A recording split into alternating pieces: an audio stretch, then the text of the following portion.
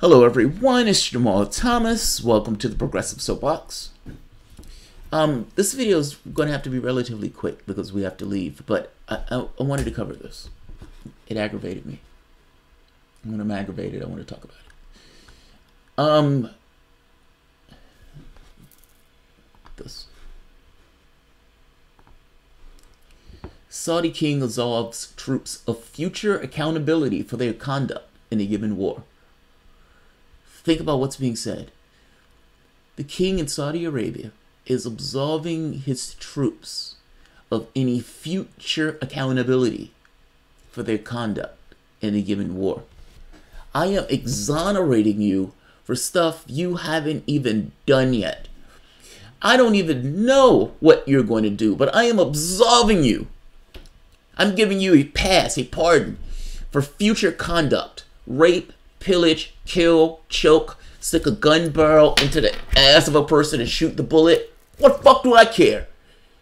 I'm absolving you of all of your crimes that are going to come up, that's going to take place in the murder and starving and the rape and the pillaging of Yemenis or the Yemeni. That's mind-blowing. That's mind-blowing.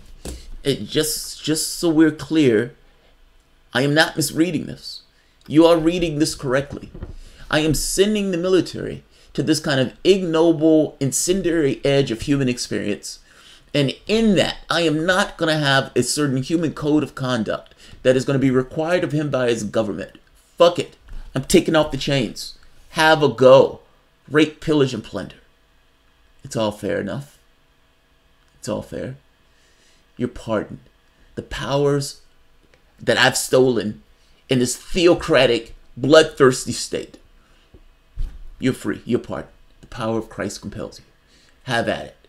Go and do whatever you're going to do. That's amazing. That is mind-blowing. That's our ally. That's our ally. Those are the people who we've allied ourselves with. Fuck military code. They're already, for the last few years, have been out there murdering and starving Yemenis. Killing them. Starving them. Weaponizing starvation. Weaponizing disease, for that matter. Yemenis.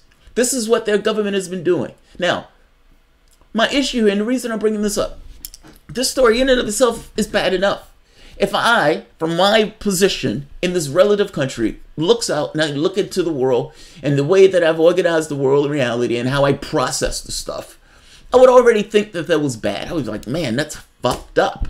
I mean, that's pretty, that gives across an idea on what that country is like and who's running that country. And then I'm stuck with this thing of, well, yeah, but they're our allies. It's not just I'm observing a country do something that's a rogue state. No. That rogue state is our ally. That's the guy who we're with. That's the guy who was touring the country in the United States and Britain. That's our ally. It is impolite to bring up the fact that our allies out there robbing and stealing and murdering Yemenis. Oh, that's impolite. We don't like that. But it's even more impolite to bring up the fact that we're helping them do it. We're helping them do this. These are the people who we've allied ourselves with. These are our allies. The people who are absolving war crimes before they even take place. To be fair, you can make an argument, a pretty righteous argument, that they're in good company. I mean, after all, we killed a million Iraqis. What are the consequences? We were torturing human beings, trying to create a link between Saddam Hussein and Iraq. Hey, and again, where are the consequences? There were none. It was perfectly okay. The new president comes in and says we're looking forward. We're not looking back at the crimes, forgetting the fact that all crimes to some degree take place in the past. Yes, you can have some things that are ongoing, but ultimately, even when they're ongoing, there was some point in the past where it started. An African-American kid gets caught on the street of New York with pot. He's going to prison. George Bush killed 1 million people. Hey, he's out there painting. Tony Blair, he's out there doing whatever crooks do. I'm making a point that maybe we're not necessarily in bad company. I'm asking this question in a more different way, though. Is this really what you want your country to be doing? Is this really what you want your military to be spent on? trillion a year of your hard-earned grit. And what do you got? You got $20 trillion in debt. And you have your military helping a bloodthirsty regime that still cuts off heads and cuts off arms. Help that bloodthirsty regime, in some cases, with crucifixion. But in this case, murdering and starving one of the poorest countries in that region of the world because they don't like who's in power in that country.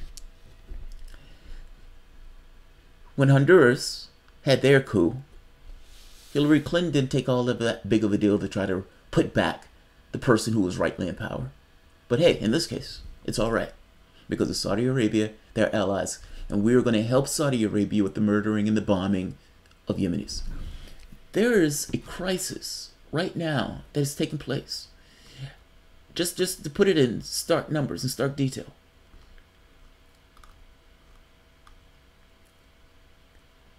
After 3 years of conflict, out of the 27.4 million, 22.2 million people in Yemen are in need of humanitarian assistance. One of the ports, only, if I'm not mistaken, the last remaining port will get food and service, I think, like 90-something%, is being bombed, in which case they're expected hundreds of thousands of children to be killed. With us, our aid, our assistance, murdering children. Now, when little Tommy and little Johnny decided that they wanted to go into the military to do what's best, to fight for the American way, did the American way end up killing and bombing and murdering children? Was that what they thought they were going off to do? And is that what you really want them out there to be doing? I'm asking this because that's essentially what is taking place here. We, us, are giving logistics and support, and maybe even further, to killing and murdering babies and women and children. And we're doing so at the behest of a bloodthirsty regime that chops off heads, chops off hands, and then sometimes engages in crucifixion. I'm asking you, is this what you want your allies to be? Is this what you want them to be? I'm not talking to the political class. I'm talking to the people themselves. Whether you're a Trump supporter, whether you're a Hillary supporter, whether you're somewhere in between. Is this really what you want your country to be doing? I'm not talking to the political class. I'm talking to the people themselves. You guys are $20 trillion in debt. You don't have health care. You don't have education. You don't have child credit. You don't have any of this stuff in comparison to what can be in other nations or what takes place in other European nations. You have nothing to show for it. $20 trillion. And the money that you do have is spent murdering civilians.